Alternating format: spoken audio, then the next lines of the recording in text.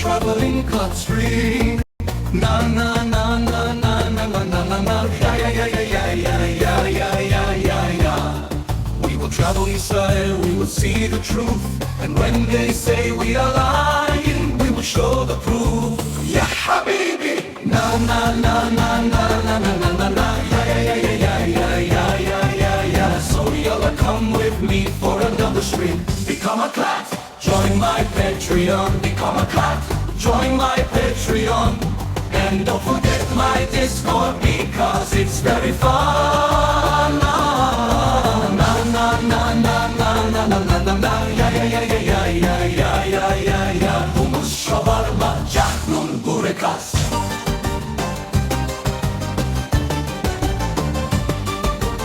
Umani ohevochem shalom aleichem. But come hang out with me and I take you by the hand. This is the Traveling Clan live stream.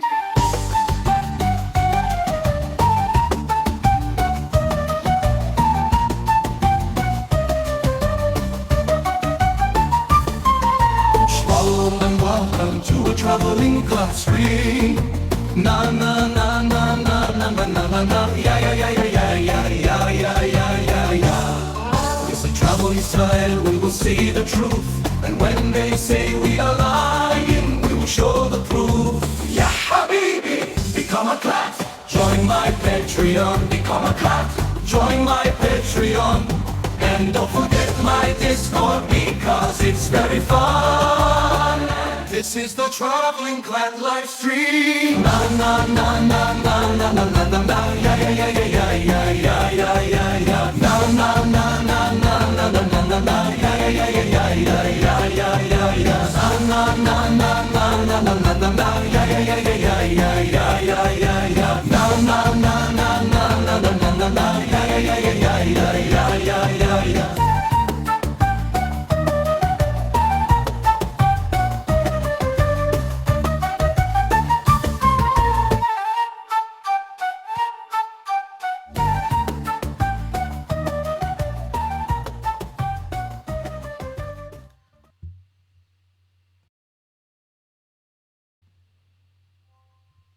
Ladies and gentlemen, welcome back to a Traveling Clat live stream. I'm so happy to be with you guys here tonight. We got a special guest on the show. As we're doing now, we've shifted into a more of a interview guest show, so I'm really excited to have you guys all here to welcome our wonderful guest. Before we get into everything we're talking about today, which is going to be this insane ceasefire deal that's on the table, the news is literally breaking out live as we speak right now.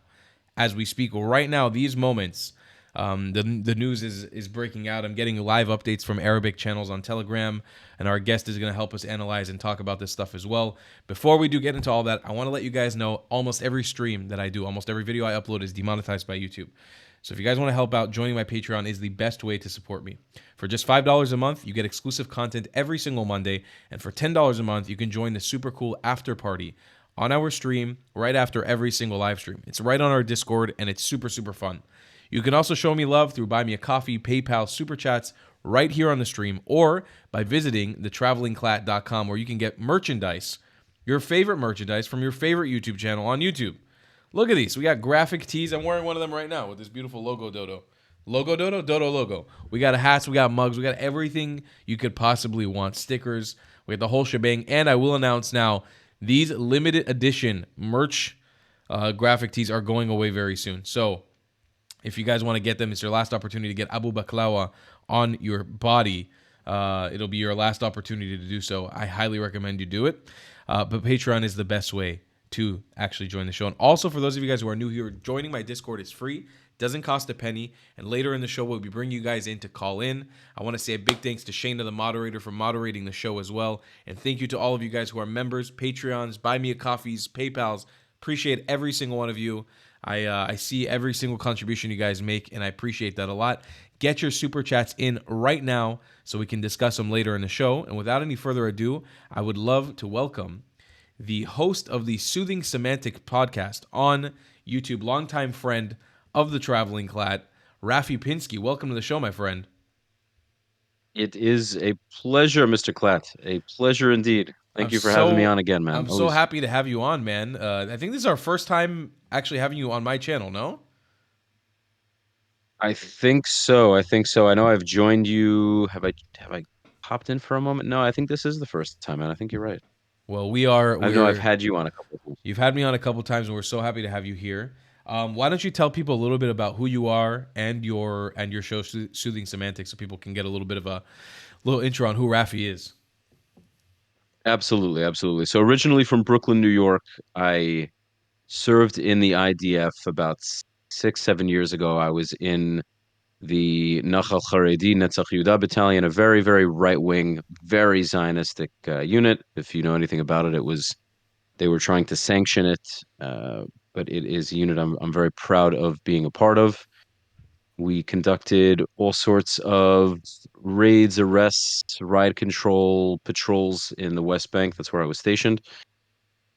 And so I have learned quite a bit about the conflict during my service. Most of my family is Israeli. Most of them actually live in the West Bank. I have a very, very, very proud Zionist Israeli family, and I am one myself.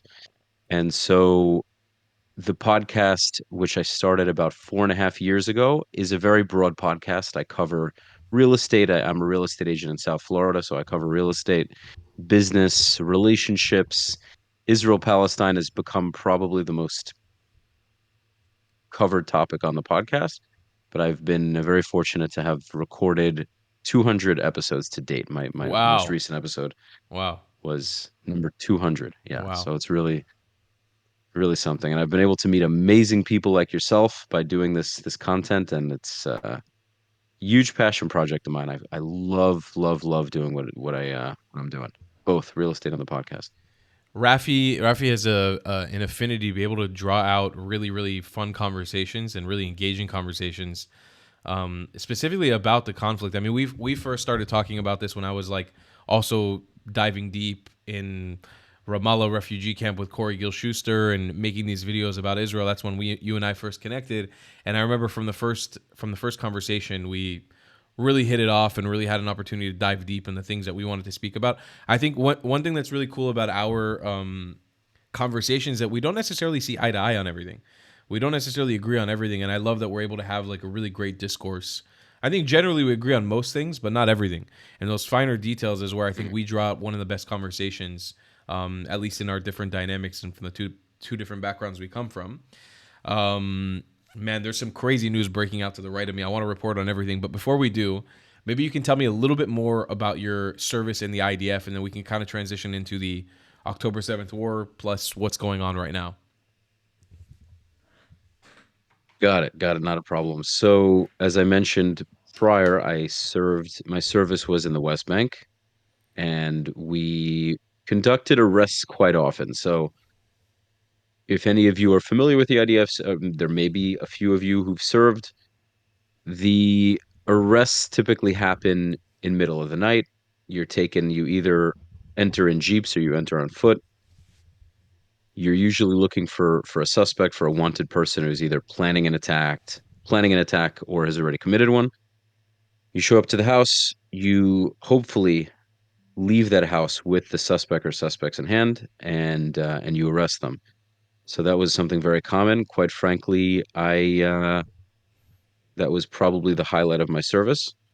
I wouldn't say I enjoyed it every single time, but knowing that I was able to make Israel a little bit safer by doing these arrests definitely felt nice. And the adrenaline rush wasn't too bad either. I'm not going to lie. Probably will never get that kind of adrenaline again.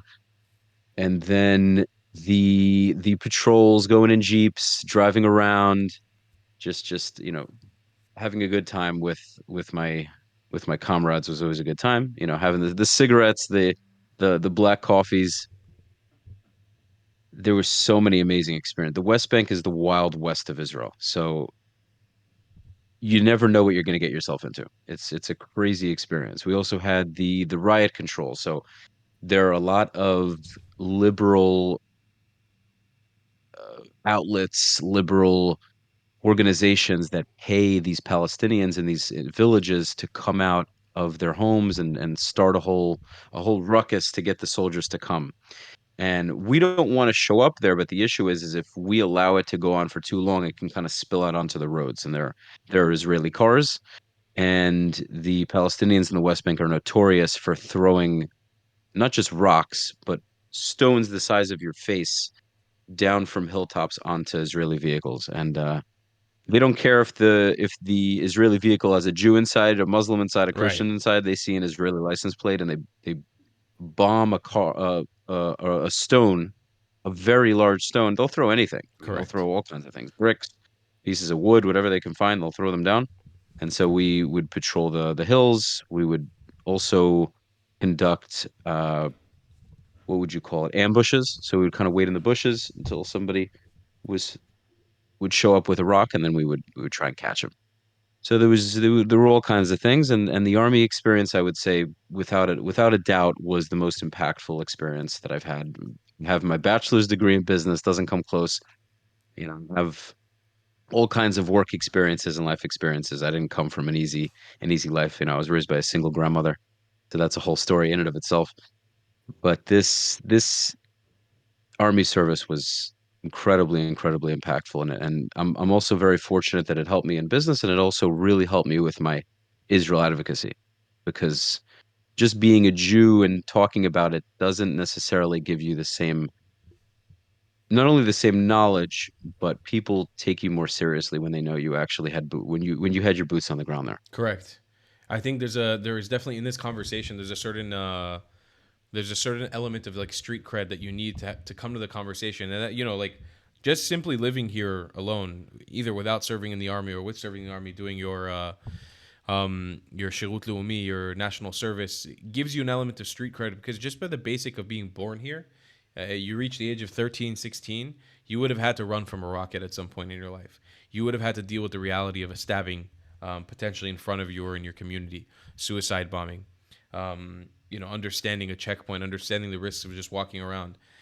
And so just living here gives you this element of street cred, and it's required for the conversation. And I think that, honestly, it's one of the things I've been really vocal about recently, and I think you and I probably both see eye to eye on this, is more Jews need to visit here. More Jews need to spend time living here, serving in the army, understanding this place from the ground, and less time talking about it from far away without understanding what actually goes on here.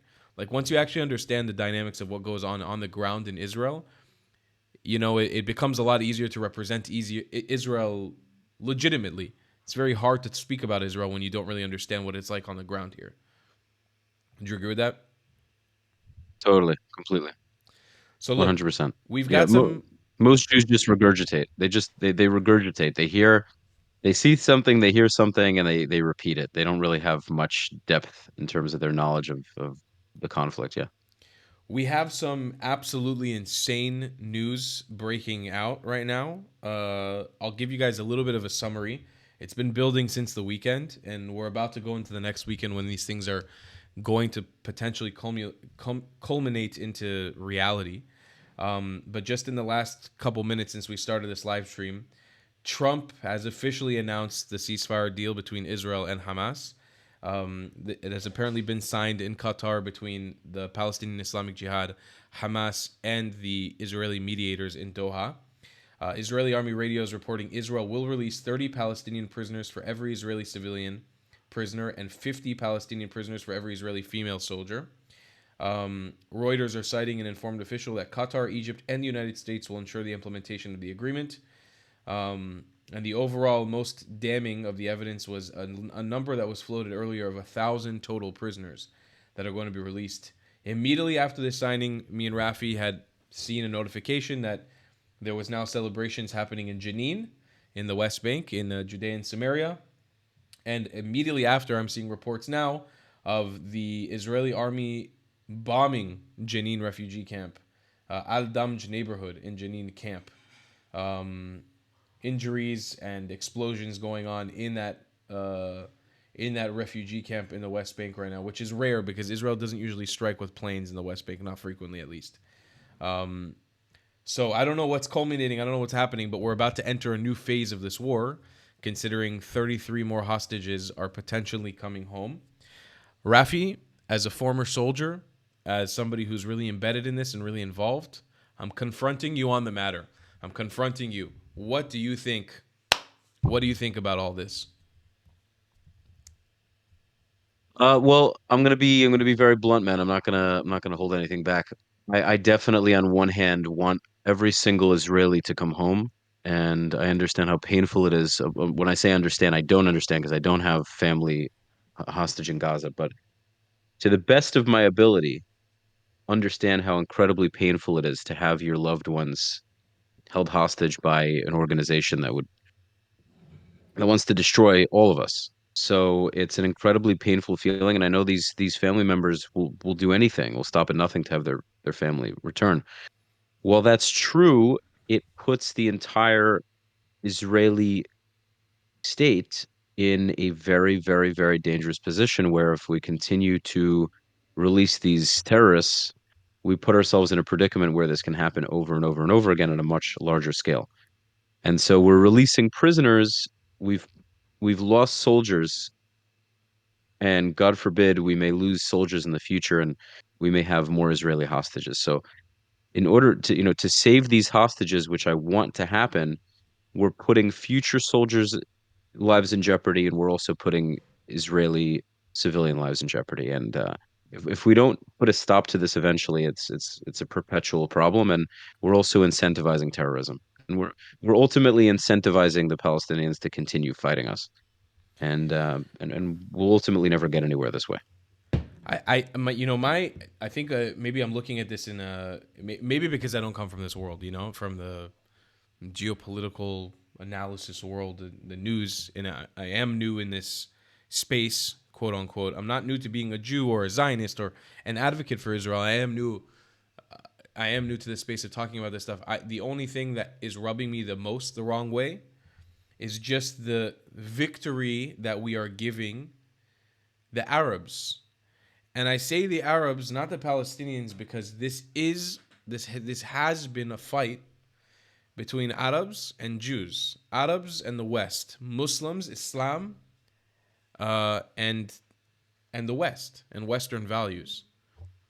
And while I don't hold Israel to be a Western country per se, we're sitting in this spot right now where all this work, and I live with a combat soldier, and I've been living with a combat soldier for a while. Most of my friends have served in this war. My close friends, either in Gaza for prolonged amounts of time or on the northern border.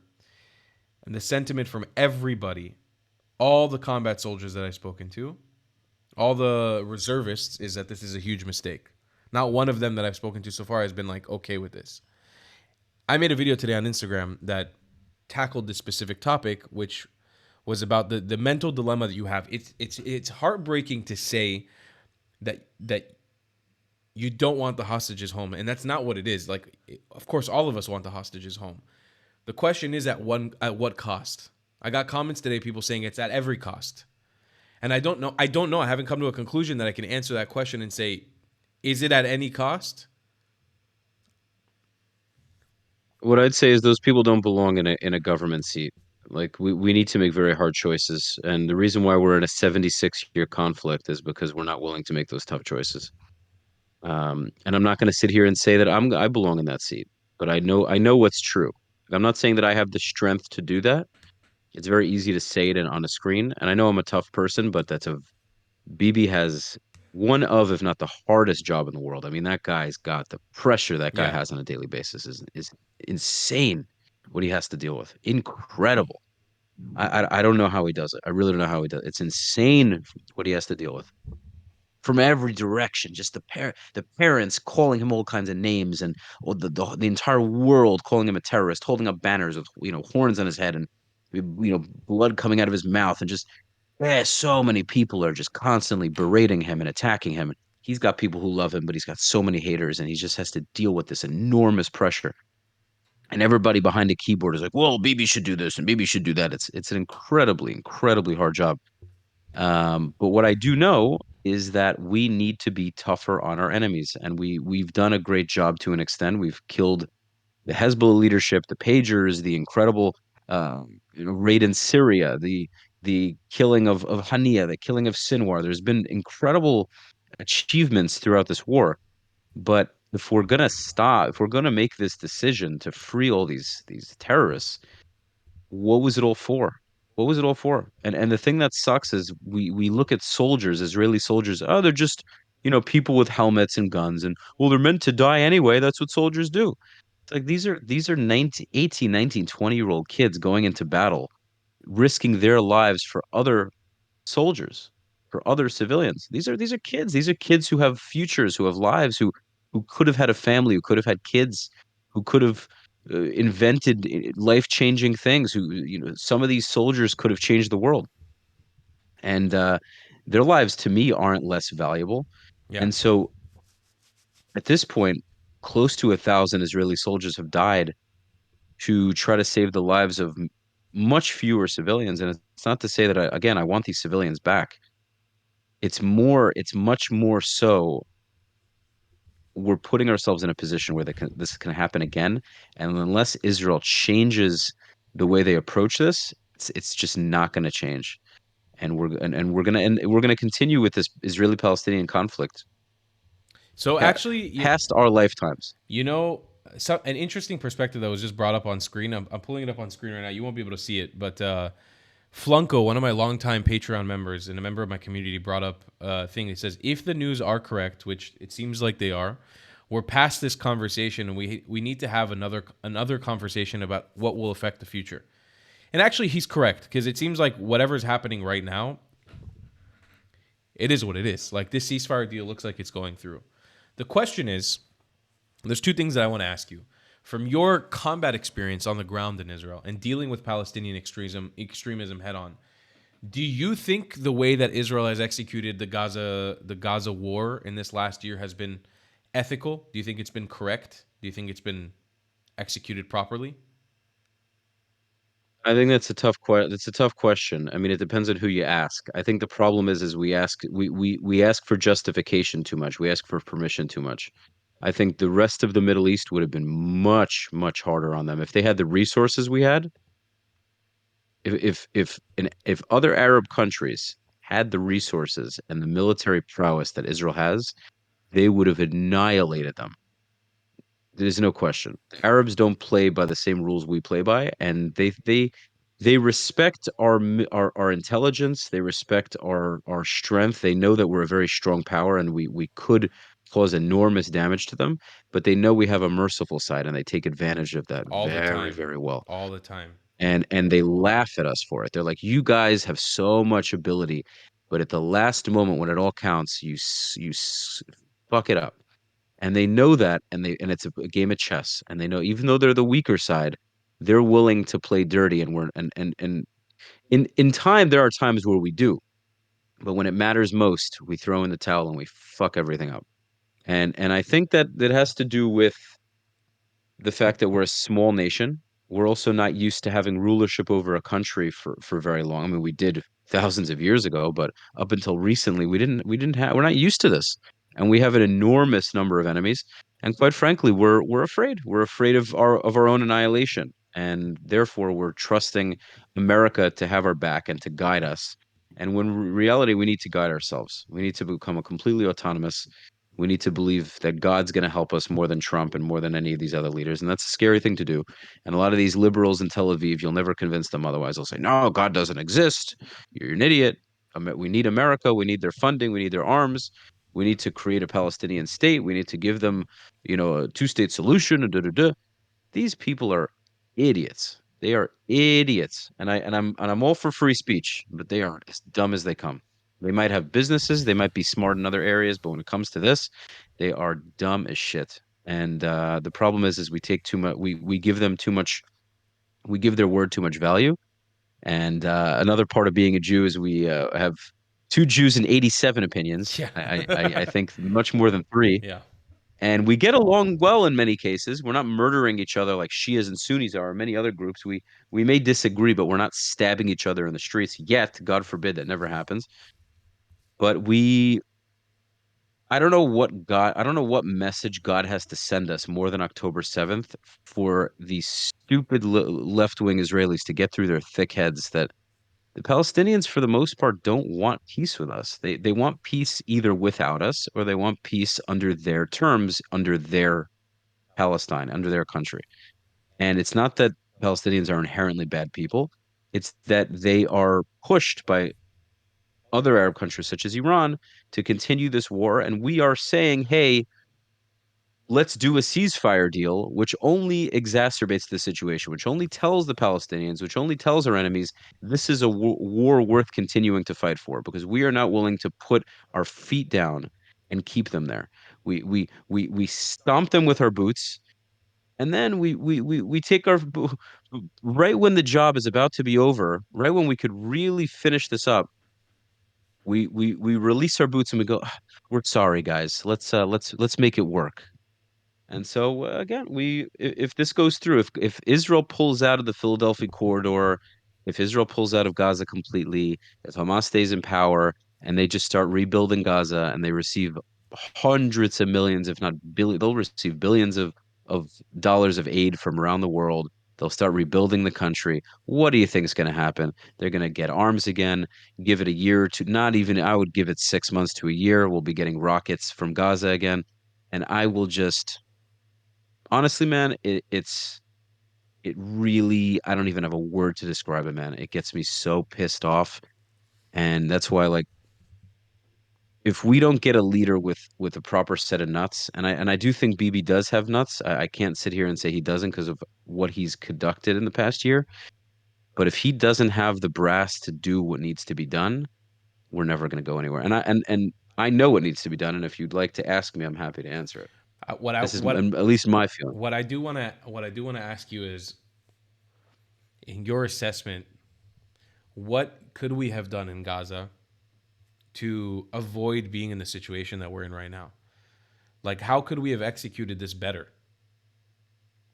By being a lot harder from the beginning, by not allowing them to have any electricity, any resources. The world would hate us for it. But if the tunnels had no electricity, even if they had generators, we would make sure that these tunnels are non-operational. The Gazans would suffer tremendously early on, but we could hopefully get the prisoners back. We would just have to cause such a tremendous blow to Gaza early on, where they would have to release those hostages. And if they wouldn't release those hostages, we would have to cause such an enormous amount of damage, and unfortunately, also possibly an enormous amount of death on the Gazan side in order to get what we need. And I don't say that lightly because it's not what I want. It's that doing what we're doing now doesn't help either side. Right. That's what people also have to understand. Doing what we're doing is not helping the Palestinians either. We're releasing terrorists who are going to commit more attacks, who are going to take more hostages. God forbid, but it's just so probable. And then what's Israel's going to have to respond, which means killing more of the other side, which means it's just a cycle that doesn't stop. And so we're not helping either side. And so again, I have my solutions, which I believe are maybe not the most tasteful, but are probably the most likely. They have to. It has to eventually go this way, because unless the world and both of us, both sides, want to continue this conflict for till the end of time, we need to make decisions that will, to a large degree, guarantee that this conflict inevitably ends, or at least mostly ends. I want everybody who's listening to do stay till the end of this stream, because towards the latter end of our conversation, I want to get into Rafi's solution to the conflict, because he's very opinionated on the matter, and we actually do go back and forth on this stuff quite frequently. Me and Rafi talk very frequently on Instagram, on WhatsApp, so we share. And we never met. That's what's we crazy. never met. We never met. And we share ideas all the time. So I want to get into that a little bit later. I want to keep you guys around for that. I would say that's the juiciest bit of the conversation. Everybody always wants to know what the solution is. To go back a little bit more to your personal story, I think one of the things that I'm not really sure if I ever got really clarification on this, but besides being a Zionist and coming from a Zionist family, what would you say was your real motivation to actually enlist in the IDF, specifically in a combat unit? What would drive you to go and do something like that? Right. So there were some selfish reasons, and the selfish reasons were I always, since I was younger, I wrote it in my elementary school yearbook. I had a thing in 5 years from now and 18 years from now, which it ended up being a lot sooner than that. I would have been too old to enlist 18 years from that time. But I said I would become an IDF soldier, and I remember writing it at the time. I was like, I'm not going to do this. It was so scary to me. I was a little kid. I was like, oh, God, so guns and violence and death. I was like, I'm not doing that, you know. But I knew I wanted to. I knew I wanted to. I just didn't think I had the balls to do it. And so then I found myself at around 21 years old. I was at the gym with a very close friend of mine in Brooklyn, and I looked at him and I said, "Dude, if I don't do this, I'm gonna regret it for the rest of my life. Like I'm gonna be that old grandfather sitting with my kids or grandkids in my rocking chair, and they're gonna ask me if I have any regrets in life, and that'll be the first thing that comes to my mind." And I just knew it was part of my journey. I had to make it part of my journey. And when I say selfish, it's because I wanted the military training. I wanted to know what it would be like to be in the army. And I'm a proud American, but I said to myself, I'm such a proud Jew. It needs to be Israel. If I'm going to choose between either military, I have to go to Israel. And there was no way I wasn't going to be in a combat role. There was no way. If they would, for whatever reason, if my health score wouldn't have been high enough, and they said you have to be a jobnik and you sit at a desk or anything other than being in a combat position, I would have gone back to the United States. And so it for me it was something that I felt I needed to do. It was eating away at me. I missed one draft. I was talking to that same friend, missed one draft, and then the next draft was coming, and I said, "Bro, you're either with me or you're not, but I'm going." And he's like, "Okay, I'm down." And his mother's Israeli. Oh, He was very amazing. interested in going. We're childhood friends. So we went together. We went to the same unit. We weren't together the entire time. We were kind of split up. But we were roommates when we got off base. We had an apartment together. Still good friends. And yeah, for me it was the feeling of regret that really forced me to go. I felt I had no choice. I had to do it. Yeah, I think like one of the most pivotal moments in every, I would say, Israeli Jew's life, but a lot of Jewish people, even from the diaspora, who come and enlist here, is that army experience. Like they come out of it. I've seen it with my personal friends. Like they come out of it a different person. In some ways, it like takes something from you because you're giving a lot from yourself. It definitely does. You change as a person, but in other ways, you become a better version of yourself, a version that understands what like true sacrifice is. And like, while again, I have never done it myself, I've been around it my entire life. Literally every single person in my family is a veteran. My mother, my father, my grandparents, my uncles, my aunts, everyone, all my cousins, everybody served, whether it's a jobnik position or a combat position. And you see that immense, powerful effect that it has on your life. And I do think that it's different than, for example, in the U.S. military or in any other military, because it's one thing that people don't understand. I would love to get your thoughts on this too. That makes the IDF different than every other army. And I always give this fact to Muslims when they're debating me about how they're so much stronger than us and they're going to defeat us eventually. I think people don't understand that like the Middle East of the 40s, the Middle East of the 50s, even up to the 60s, that Middle East doesn't exist anymore. It's a different region nowadays. Back then, you had a somewhat united, smaller population of people who did want to all see the destruction of the state of Israel and were willing to sacrifice for it. You have now equally enough people, but they don't represent the mass. Most of the people in the Middle East now, they don't give a shit about Israel. They don't give a fuck about Israel. They don't want to deal with Israel. They're scared of Israel. And the thing is, if push came to shove, I'm 28 now. I would join the army if push came to shove.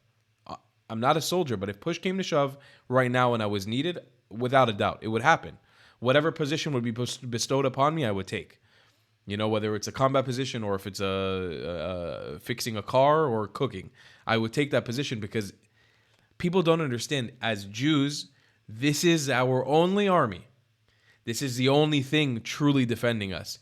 U.S. police, Israeli police, German police, Amsterdam police. Nothing comes close to a soldier on Madim. That is our lifeline. That is our people. Those are our boys and our girls who are willing to lay down their life for our collective benefit. And that's something that the Arab world will never have on us because you don't have that in the Arab world. First, you don't have the existential threat of Jews trying to wipe out Muslims, because that's never been a thing. But the fact that we have this existential threat, we'll always keep fighting until the last bitter one. Till it's just me and Rafi on the battlefield and I'm making him tuna sandwiches and he's shooting people. That's the kind of thing. That sounds great. That sounds great, dude. That I'm sounds just whipping up the sandwiches, shoving them in your mouth, and you're taking out people. That's the Come on, that's Tom, put the pan down. Let's go. We gotta move. Let's have this quick 5 minutes. Sick. I brought the sauce all the way from my apartment. Yeah, and that's it's a great. fucking No, great but sauce. It's my if fucking you could throw grandpa's sauce. I got a Brooklyn accent in the middle of that. Yeah, right. What do you think about that? About the string of consciousness? In what sense? In a sense of, I think that this is really like you brought up earlier about God, about having a belief in God. I think that our one key asset that makes us undefeatable is the fact that it's existential for us. It's not for them. It isn't for the Palestinians. No one's trying to actively hunt down the Palestinians. Nobody cares about them as a group of people. Right. They are with us, and that's what sets us apart. Well, see, the reason why we exist is because of that existential threat. Our backs are against the wall, and so we're never going to give up. But the problem is we feel like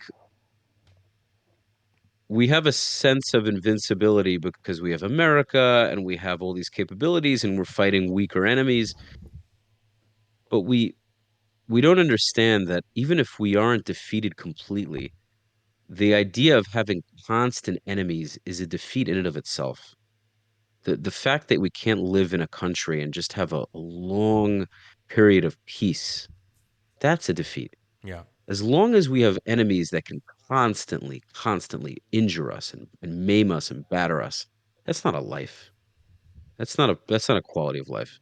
So if we can't put ourselves in a predicament where we can have a really long 40-year period, because most countries are going to have enemies. Most countries will have threats to that at some point or another.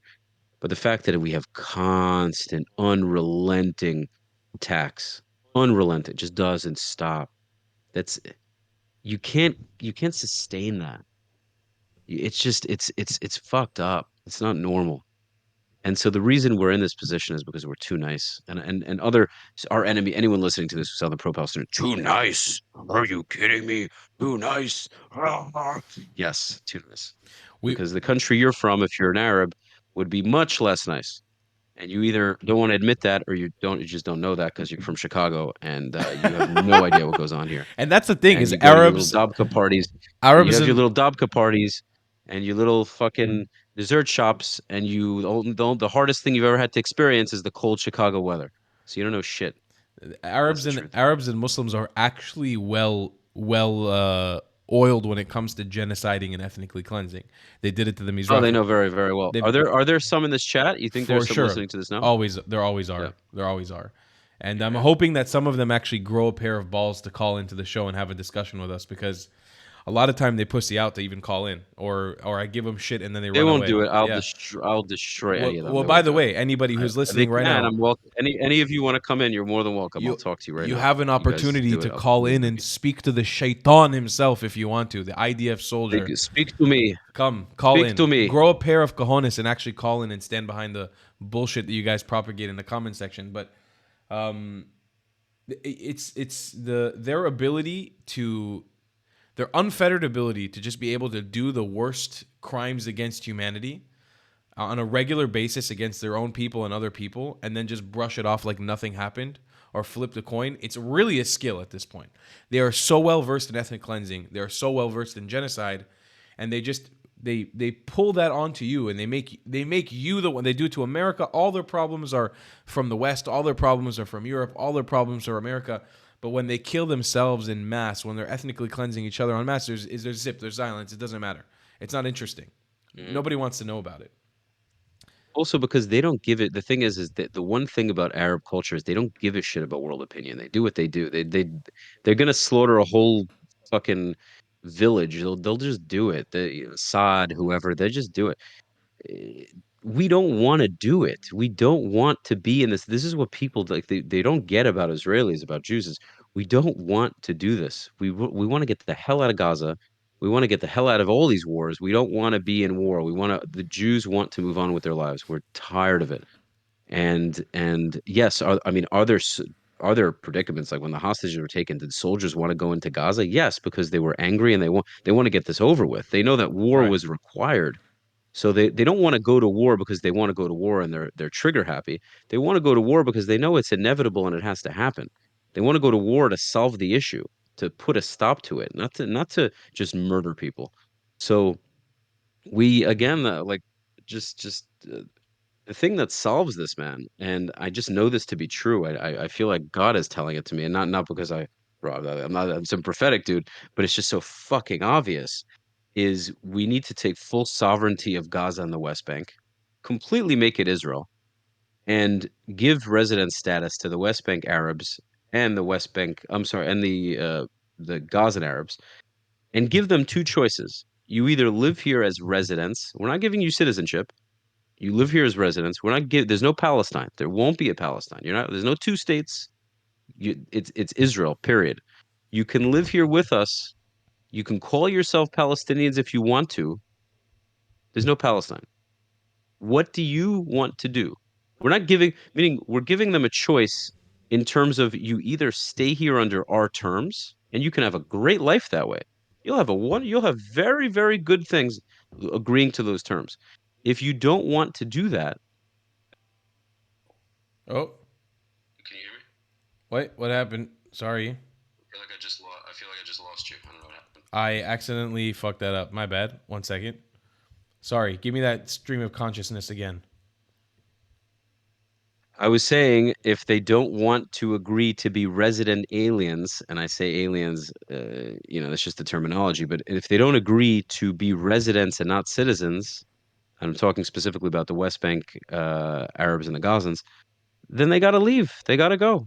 And there was just a video that Yishai Fleischer put out of a Gazan saying, I want to get the hell out of here. I'm tired. I'm done.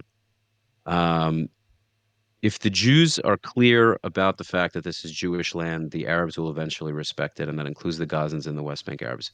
Respect does not mean agree with. They may never agree with it. They may hate us until the end of time. But if we're not willing to state it, proclaim it, and stand on it, then they will continue to fight us forever. So we have to give them that ultimatum. And like the Jordanian, if for everyone listening, the latest podcast I did was a Jordanian Muslim who's very pro-Israel, and he said that we should we should get in touch with 70 countries. I'm not sure why he chose 70, and spread the Palestinians in Gaza out to those countries. Have mediate it with a lot of these Arab countries, for example, and send them there. And I said, oh, but what about world opinion? What about what everyone's going to say? He's like, enough about world opinion. Israel has a duty to protect its citizens. You guys are always worrying about what everybody thinks, what everybody's going to say. And this is the truth. Like I'm not saying that expulsion has to happen as long as they're willing to agree to those terms. As long as they're willing to agree that this is Israel, Gaza is now under Israeli control, the West Bank is under full Israeli control, it is fully Israel, and if they don't want to live in that way, then they got to go. If they're going to keep attacking us, they don't have a place to live here. The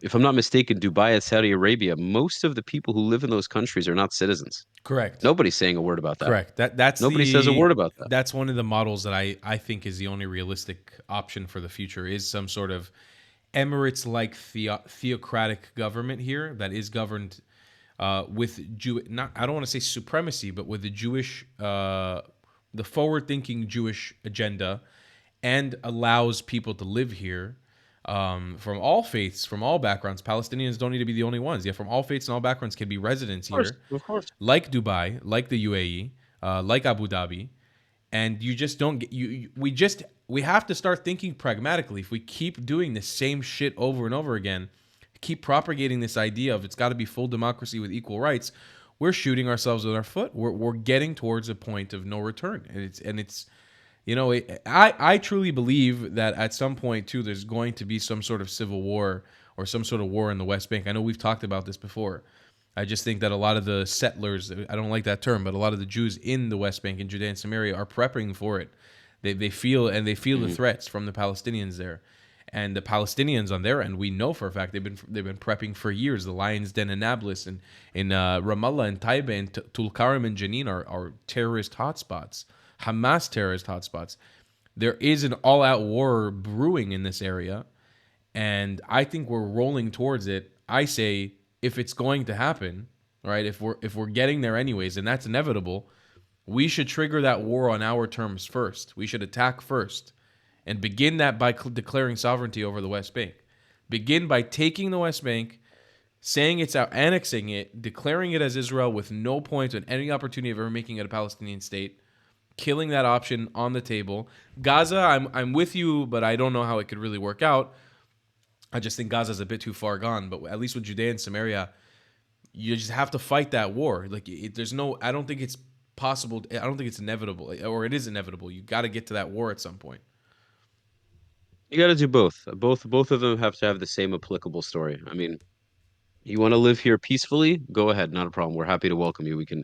I want the peaceful Arabs in the West Bank and Gaza to have good lives. I want them to be Same, prosperous. same, I say very harsh things because they need to be said, not because I have a hatred for same. not even because I don't even have a hatred for people who necessarily hate me because I can understand where they come from. Yeah, But enough is enough. You either live here on our terms or you got to go. That's absolutely, it. You got to absolutely. leave. That's that's that's the only It's kind of really that's the only kind of it's Israeli. really yeah go There's like a just enough of a delay to fuck up our yeah. ours. I'm saying it's just the kind of Israel that we need to live in. Like it can't be we can't be like living in a fantasy land. And I think we have been for the last 76 years. And yes, we've done a lot of great because Jews operate under pressure. We pick ourselves up by our bootstraps, and that's what we do. Take my grandparents out of Iraq, take your grandparents out of Europe, throw them in the middle of a fucking desert. Those people will not sit and cry in their own shit. They won't turn into terrorists. That's just not what Jews do. We don't have those values. It doesn't carry over, and it's not from a perspective of saying Jews are supreme, Jews are better than everyone else. It's just not what we do. It's very rare in the history of Jewish people. It's happened where Jews have fallen into extremism and terrorism. It's happened, but it's not frequent. And it usually is a reaction to some sort of foreign entity or to some sort of actual occupation or oppression bestowed upon us. It's usually not just an offensive thing that we do. But throw a Jew with the Jewish values into the desert and make them build, and they'll make the desert flourish. And that's exactly what my ancestors did. That's exactly what my grandparents did when they came here. You know, that's exactly what they did to a T. They don't wallow in their own shit and cry and blame the world and ask for handouts from international. What handouts have my family received from the international community exactly? What reparations have we gotten from the Iraqi government? We never progressed. My family never progressed. We don't own any property. We never had any good careers. Most of us didn't study in university. Where's our reparations? We don't ask for them. We fucked off from Iraq because they were going to kill us, and we move on with our life. Life's hard. Life's hard for everyone. But we don't fucking sit in a tent and start shooting people, throwing rocks because of our problems. We moved on. You know, we did what we needed to do to Well, survive. the thing also is that we as Jews are facilitating their fight against us by doing things like we're doing now with the ceasefire agreement. We are giving Correct. them, we are saying, we are dumb, we are idiots, we are falling into your trap. Keep doing it. And they're like, oh, okay. Well, if you say so. And then we're like, why are you still? And then we ask them, why are you still attacking us? Well, I mean, you're kind of giving us every reason in the book to do it. And we're like, oh, shit. Okay, so maybe we shouldn't do that. And then what do? We do the same thing again. We do the same fucking thing over and over again. Very, very And frustrating. my what I said a couple of minutes ago about what we need to do, some leader is going to have to do it. I mean, it might not be Bibi, it might not be the guy after him. Some leader is going to have to fucking do what I'm saying. Because if he doesn't, we will never go anywhere. We're not going to, two-state solution is not a solution. The one state where Correct. we make all of them citizens is not a solution. It is literally the destruction of our country. And if somehow we manage to hold on to it for some time, we will live we will be tortured. We will have terrorist attacks happening all over the country. If we bring all the Gazans into Israel and we bring all the West Bank Arabs into the country and they're all full citizens, many of them will be peaceful. I believe a large percentage will let us be, but we're also risking the majority. We're basically turning it into England and France. Like, eh, but at a much worse because their numbers would end up being larger than ours. So And they listen, have a religious belief. It's much worse. It would make France look like a joke. It would make England and France look like a joke. Truth is, it already does. I mean, we're day to day, we're in a worse predicament than those countries, in my opinion. I We know, I want yeah. to bring. Sorry to cut you off. I want to bring on because we are getting towards that part of the show now, and we have a lot of people. This may be the most people that I've ever queued up to ask questions on the show, Rafi. I don't know if it's your good looks or the fact that you're an IDF soldier, but there's a lot of people in here that want to ask my boy some questions. So we did get one super chat from Shauna, so we're gonna answer that real quick first, and then we'll start bringing people up on stage. $5 from Shauna said, "This ceasefire seems like a disaster. This feels like a death sentence to Israelis in the future. What do you think is causing this Yep. ceasefire?" I'll let you start, Rafi. It's a very good question, Shauna. What's causing the ceasefire is international pressure. The Biden administration, Trump administration, and just super dumb Jewish stupidity. And I say that as a very proud Jew. We have a problem. Like we just have a problem. We don't know how to finish what we started. Yeah, We do this all every Israeli leader has done this. This is like you look through the history of Israel, we've done this over. This is why we're still in this position because like we don't learn. We do it over and over and over and over and over and over and over and over. The world pressures us, we eventually give in to the pressure, and then all the work we did, all that hard work and the sacrifice we gave all for nothing. We just throw it in the garbage, and then so that's what it is. can you imagine us stepping out of the fucking Philadelphia corridor? Can you imagine us giving that up? I'm hoping to God We that probably that's will. We probably will. Our it. dumbasses probably will. Yeah. That's the thing is if we do, I'll have such a hard time defending Israel moving forward because it just doesn't make any sense.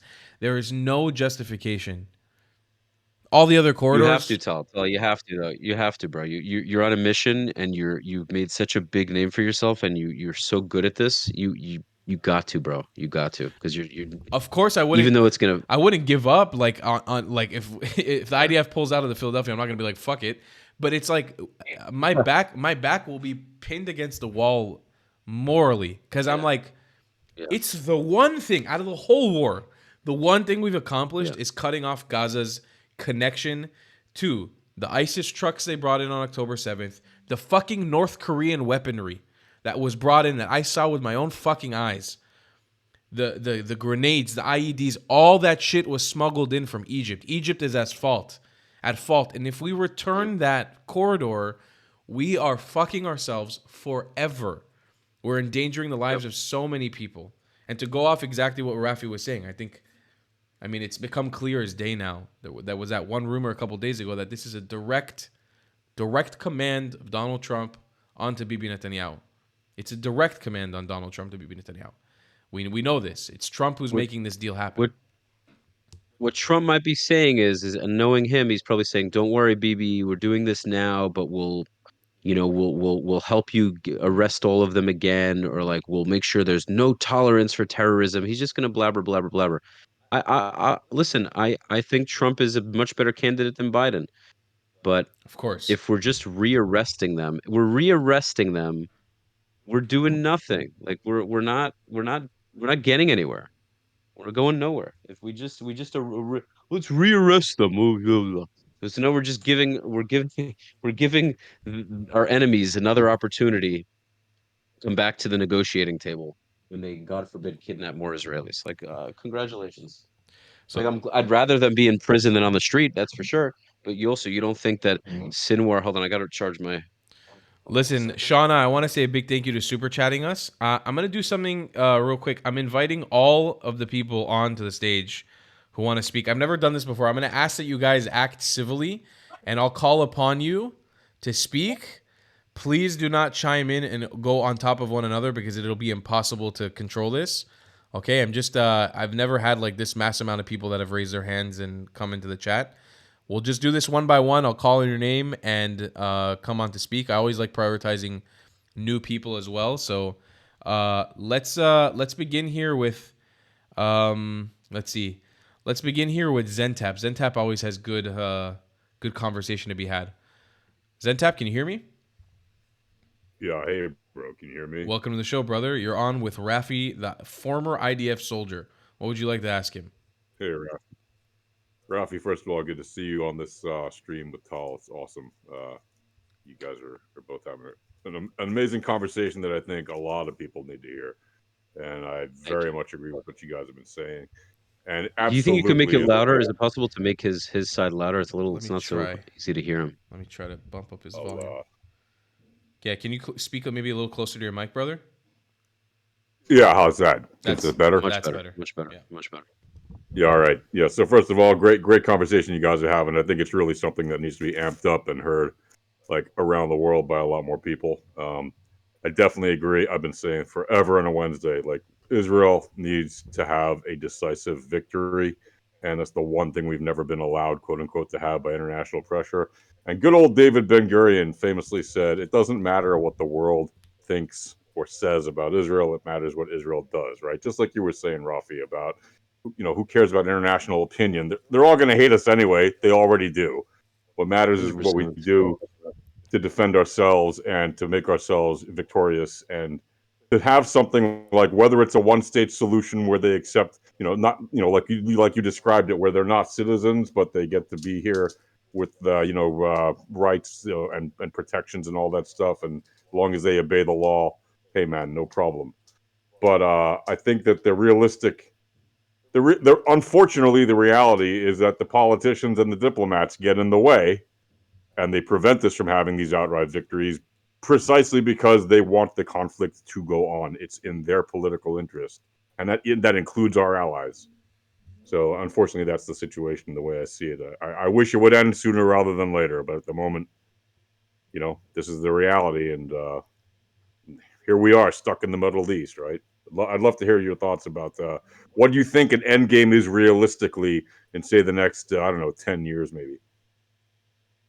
Well, I mean, what I covered already and what I think has to happen, what I think will happen, I don't know. I mean, I'm very doubtful that they're going to make the right decisions, but what I outlined has to happen at some point. So I Yeah, hope in the next 10 years, somebody will come forward and just claim sovereignty over the whole thing. That's yeah, the first part, I and that's going to said come with violence. I said this on That's going to come with the violence. I said this on the show I did with Eunice recently, and with Sam, the awesome Jordanian guy. We've been given an opportunity by Israel's amazing feats of destroying these proxies. As people of the Middle East, we've given an opportunity to change the status quo. It's now our job to actually usher in this new age in the Middle East. The ceasefire seemingly seems like a big misstep, unless there's something more strategic behind it that we're not seeing. Doesn't feel to me like there is. But it's our job now to actually usher in this new age. And it's to be seen with how the Abraham Accords progress in the future, if they do. Saudi relations with other countries in the Middle East that may, who knows, normalization with Lebanon/Syria, if that'll ever come. It just seems to me like right now on paper, all that hope that I had around 1 month ago is slowly starting to dwindle away.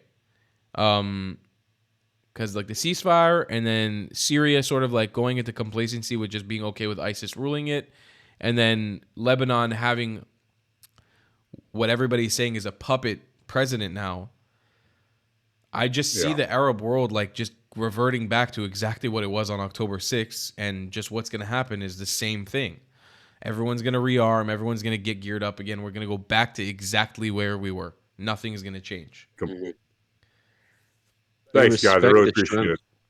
They Really respect the appreciate it. strength. That's the thing. No, go. I love what you were saying, man. I really agree. Thank you so much for calling in, brother. Appreciate you.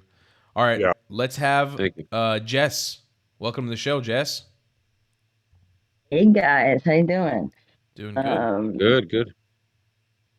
so I want to ask more than I want to kind of say. I just, or maybe a little bit of both. So, I guess where I'll start here is that one of the things that I can say is from being from America is that a lot of people think that like Trump is just going to come in and wave a magic wand and fix everything. So I'm kind of curious what you guys think about like how many people are relying on what his word is as opposed to anything else. You know, like why would he be the one to just fix everything?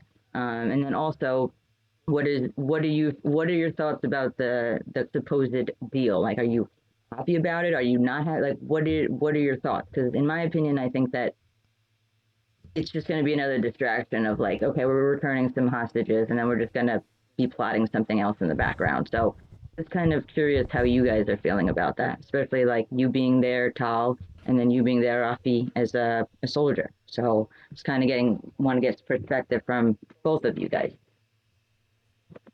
Gotcha. So Yocheved, were you here from the beginning, or did you come a little later? From the stream, Yeah. I've been here like a bit. I've been here like kind of not exactly from the beginning, so I apologize if it's like a repetitive, but I'm also just kind of, want to have a little bit of a convo about how everybody's feeling.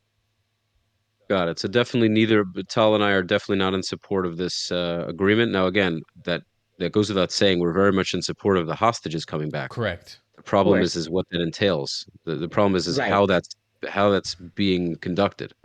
I want the hostages back so badly. I want that to happen right now.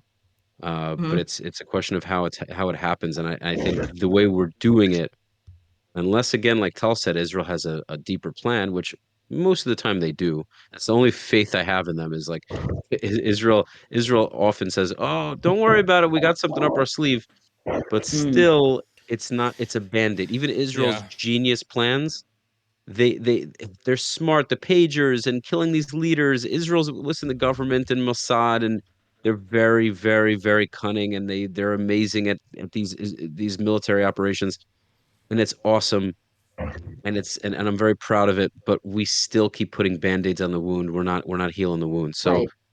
if I we kind of agree with that. if we get the hostages back and we release all these terrorists, we need to kill them. Truthfully, we need to kill these terrorists. They need to be dead. Here's the thing. So we can't And that's negotiate with them. I'll be the yeah. Go first We ahead. can't Yeah. person. negotiate with them. I'll be the first person on Sunday if they are actually released. I'll be bawling my eyes out. I really will.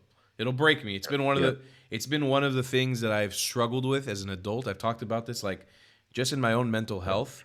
The situation, the dilemma you go through in your brain on the daily, especially living here in Israel, and you see their faces every day, everywhere you go, on every street sign, everywhere you can't escape it.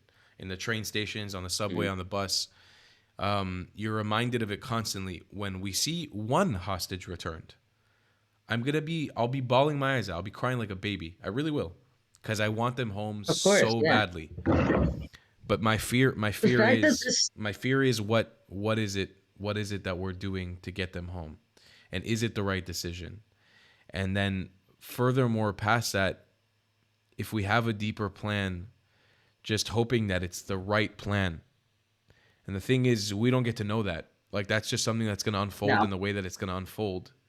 But if it ends up being something that isn't deeper and it's just reverting back to what we've always done in our track record in the past of just basically capitulating to terrorism,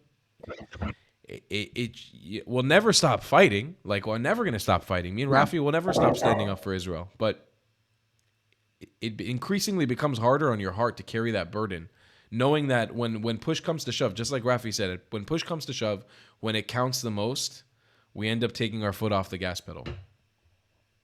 Right. I think Yeah, and one part thing of I it is wanted to we're add. too worried about the world, like and what they said, because it's like we just got to stop worrying about that sometimes and just do what the fuck we need to do. Yeah, 100%. And the thing that pains me the most is if, God forbid, more Israelis are taken hostage down the road, I Yeah. will just and I'm not the type to have temper tantrums, but I will want to throw my laptop against the wall because I'm just going to be like, it'll I be like think you at this you point you there's did this. really It'll be like no the Israeli government you knew that this could happen, and you you allowed it kind of. I think a lot of people also don't realize like I've mentioned this to many people. I mean, I'm now sure we maybe have people more know, some people hostages don't. again. Like, huh? What did you say? You cut out.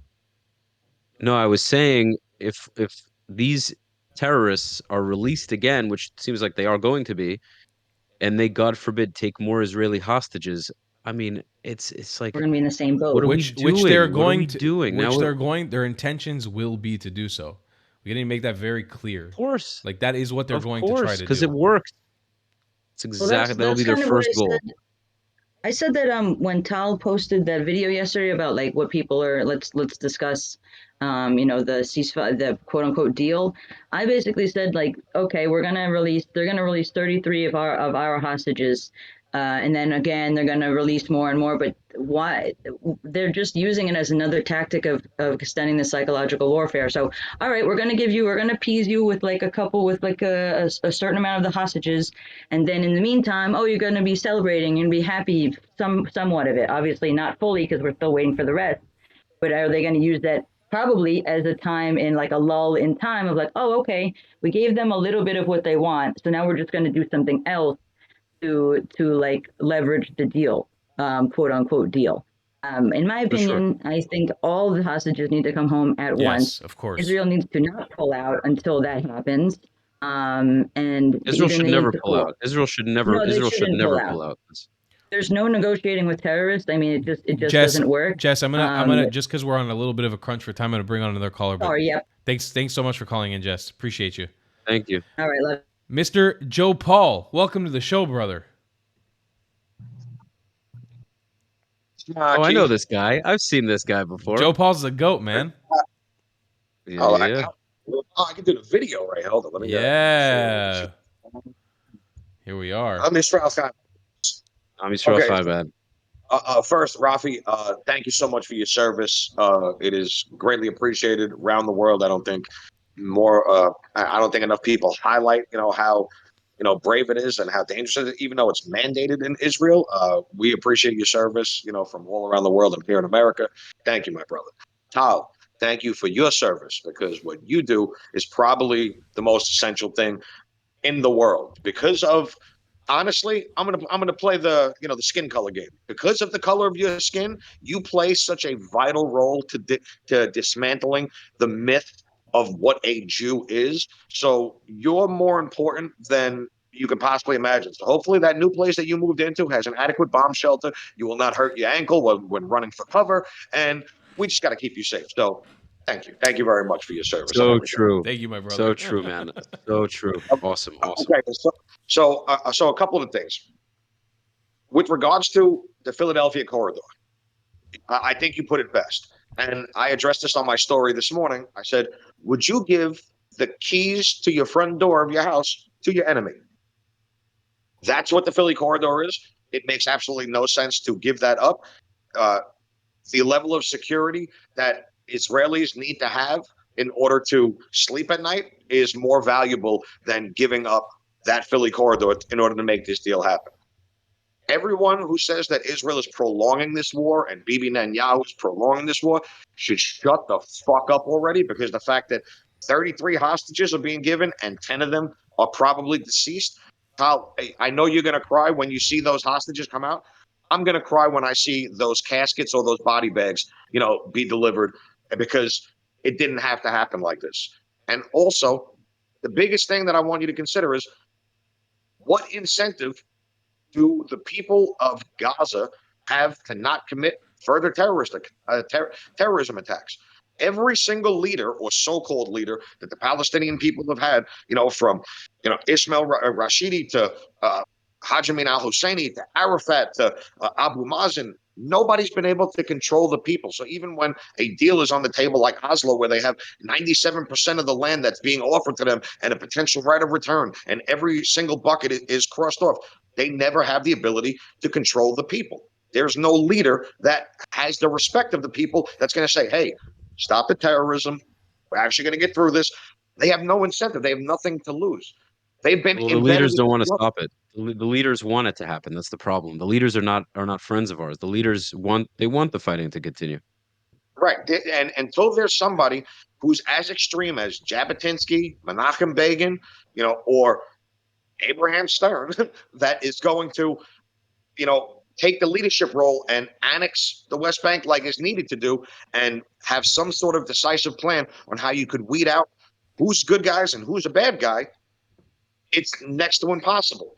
On top of that, you have the practice of Hudna, the fake ceasefire, where they will never comply with terms with Jews. It's against their ideology, their core fabric of doing so. This is all an attempt to regroup, restock, rearm. I know I sound like a conspiracy theorist, No. crazy person. You do not sound like But a it happens. conspiracy It's not a theorist. conspiracy at all. It's absolutely far from a correct. conspiracy. That's exactly what's going to happen. You're not a conspiracy. I mean, the thing is, like, even the Israeli government and the IDF is well aware of the fact that the entire reason this is going to happen is just to be lobbed with more missiles soon, not later. I mean, soon.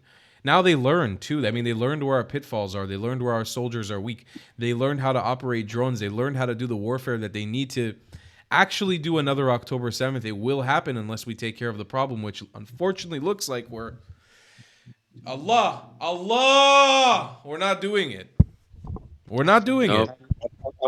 We have to do a lot more of it. But before you send me back down to the audience, there are 175 people watching this, and there's only 88 likes. Everyone hit the like button, because this conversation needs to go out to the masses, and we need to help the algorithms for the Jewish people.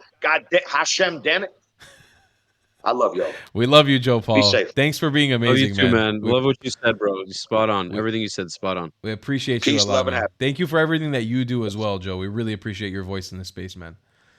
Speak to you And I soon, will bro. All right, let's get on Lola. You're gonna like Lola. Lola's our spicy chicken nugget on this show. Lola, you with me? Ani po. Hi. Masole. Assalamu alaikum. So Salaam I'm gonna be very blunt, as probably one of your followers that has been affected the most out of October 7th, and still has friends hostage in Gaza. I disagree wholeheartedly, and I disagree not because what you're saying is wrong. I think it's a very narrow point of view, saying like, oh, if we do this, we're allowing them. It doesn't matter. Like, if we're honest, it's not like if we now stand our ground, of course we have the moral high ground. But this is not a question of a moral high ground. If this was a question of a moral high ground, we should have had the entire world support October 8th. The entire world support saying, hey, no one's negotiating with them. Nothing goes in and out of Gaza unless we get the hostages back today. But we don't have it. The world does not give don't give two shits about us. And it's not going to happen. So right now I have two options. Option number one is, well, you don't get anything. You're still not going to have security, because no matter what we do, unless we actually commit a genocide or we actually displace all of the Gazans and Palestinians in the Israeli territory, we're not going to have peace. It's not like they're going to say, oh, the Israelis are not playing games no more. They're not negotiating for their hostages. They're letting them go. We're fine with them tomorrow. It's not going to happen. They're still going to try and attack us. There's still going to be terrorist attacks. There's still going to be hostility, because this is a part of their religion, not only their state of mind.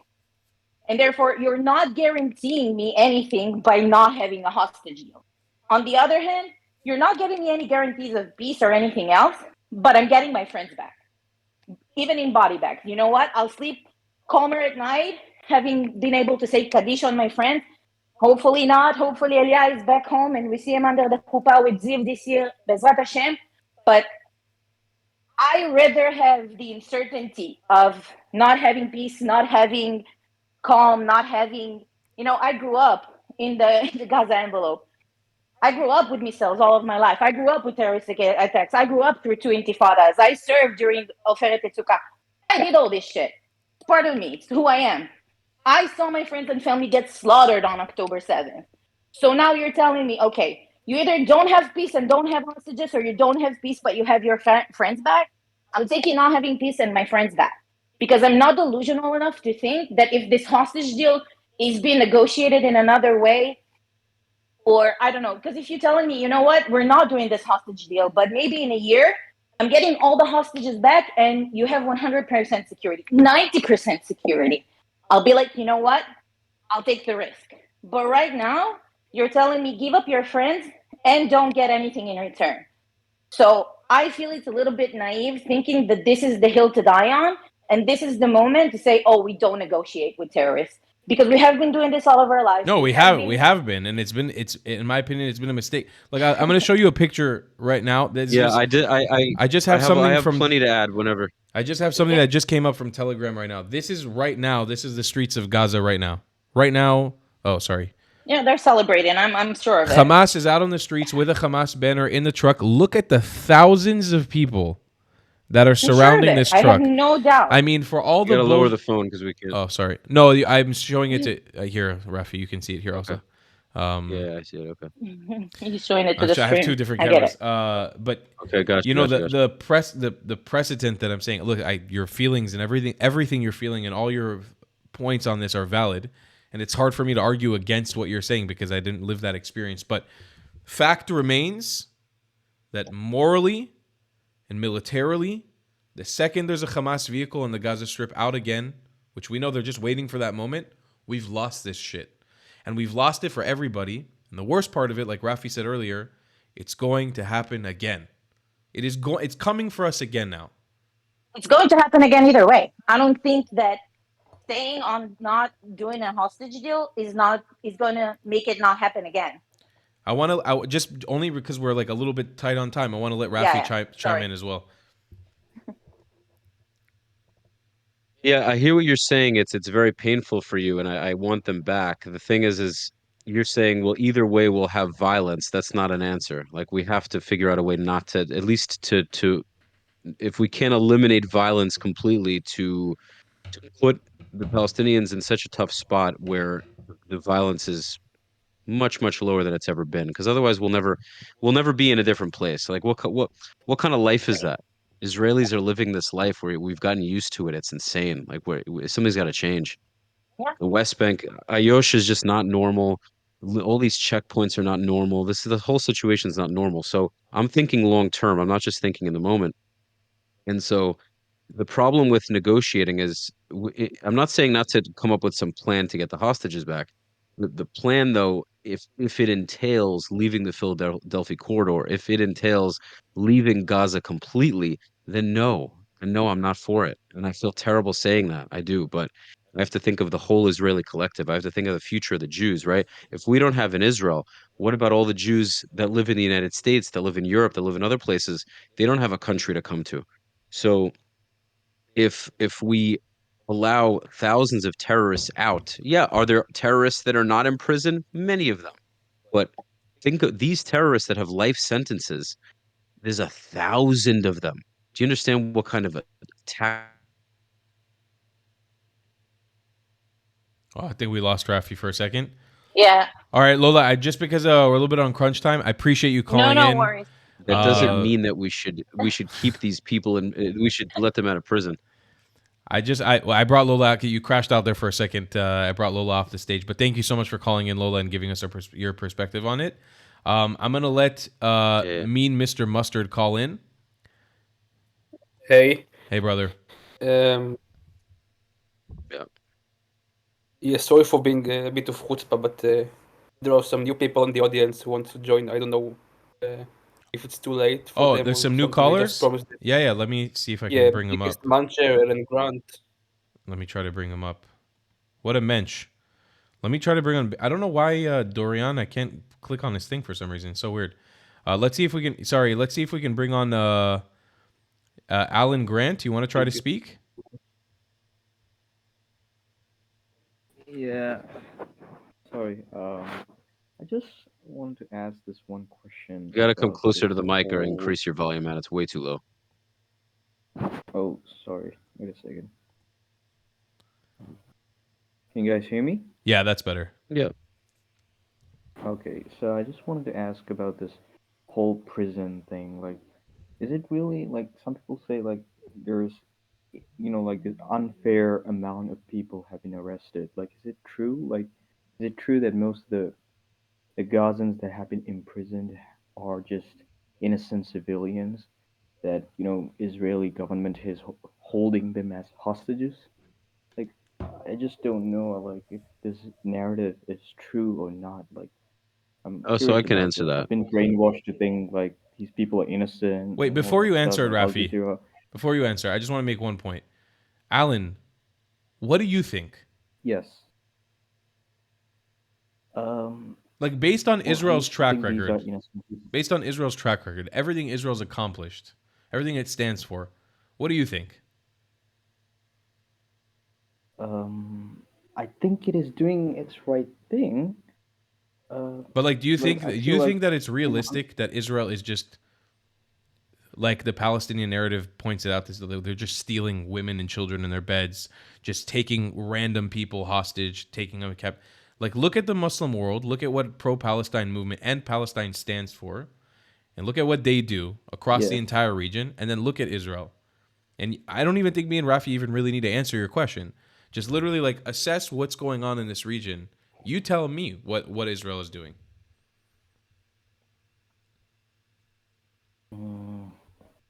I feel like Israel is doing its best to protect itself and its civilians. I know, but like when it comes to pro-Palestinian people, they just violently come at me saying, "Oh yeah, the government is just holding our people hostages in the prison as well.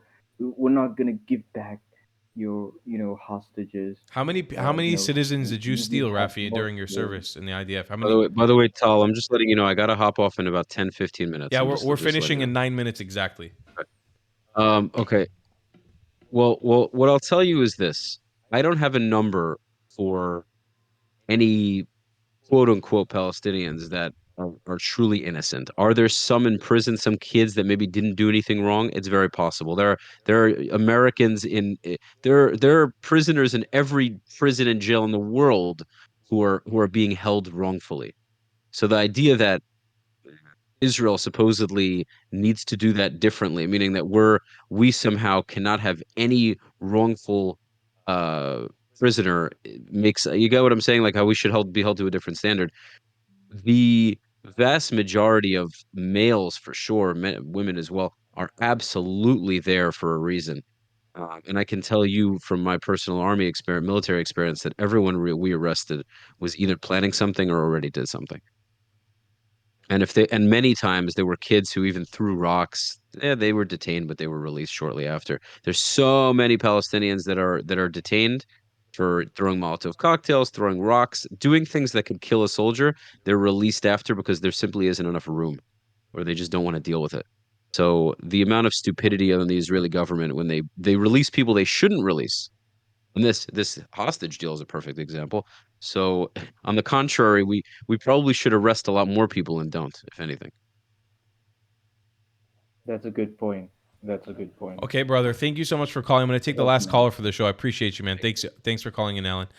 Biggest muncher, you're going to be our last caller for tonight, brother. Or sister. Hello? Biggest muncher? Biggest bunch. Hey, hey. Hey, hey. Biggest muncher. Welcome to the What are you show. munching on, man? That good stuff. God damn. What's up? What's on your mind, man? We're coming here to the wrap up of the show. Wrap up with the show. Have we talked about rock throwing? A little bit. Have we discussed that?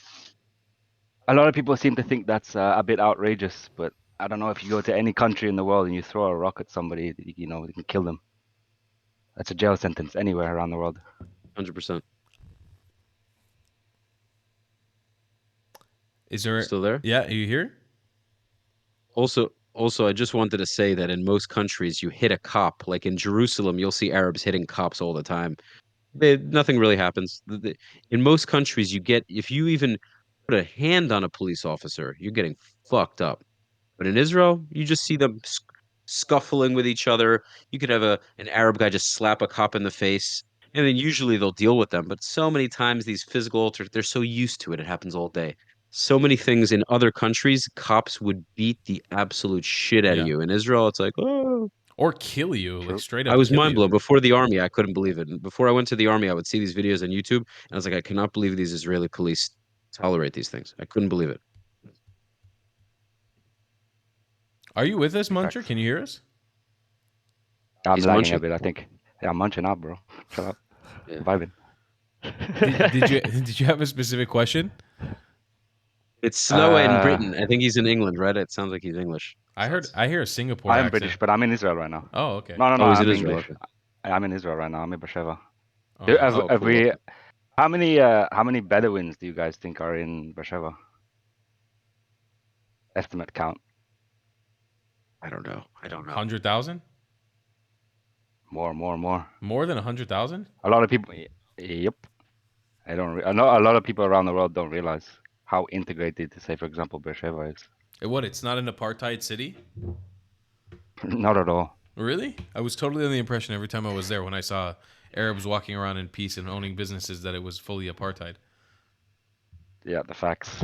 Walking around in chains and stuff. The racial domination there is insane, I Crazy. must say. That's another problem with Hasbara, by the way. Another thing, Tal, real quick. I'll be very quick with this. We do Hasbara wrong because we spend too many of people in the Hasbara space. What they do is they justify. It's all justify. We're good. Oh, come on, like us. We're good people, right? We did this, and this is good, and we did this good too. Look at this good thing we did. And the world's like, I don't give a shit. Get lost. And we're like, why? Why don't you like us? Come on, like us. We're so good. Look at all the cool things we've done. And they're like, we don't care. We don't like you. And they're like, oh, really? Oh, that's weird. This is what we spend. This is all. So many of us do this. I don't know if you've noticed my approach with Hasbara is different. I target Arabs, I make fun of them, I humiliate them. Oh yeah, that's why I love you so much. And Yeah, that's my that's goal why I is love you so because much. I don't do the whole defensive Jew thing. I do the offensive Jew thing. I'm going on the offense to attack the people who are destroying us narratively, with their narrative. I don't even know if that's a word, if you could say narratively, but I fucking Narratively, narratively. But that's the Oh, thing. narratively, yes, I gander. That's why you see me donning a kafia in a lot of videos or holding the Quran, because the idea is right now it needs to be an offensive operation. Enough with this stupid bullshit of us defending every point and having to is something in the news and we have to defend it. No, fuck you.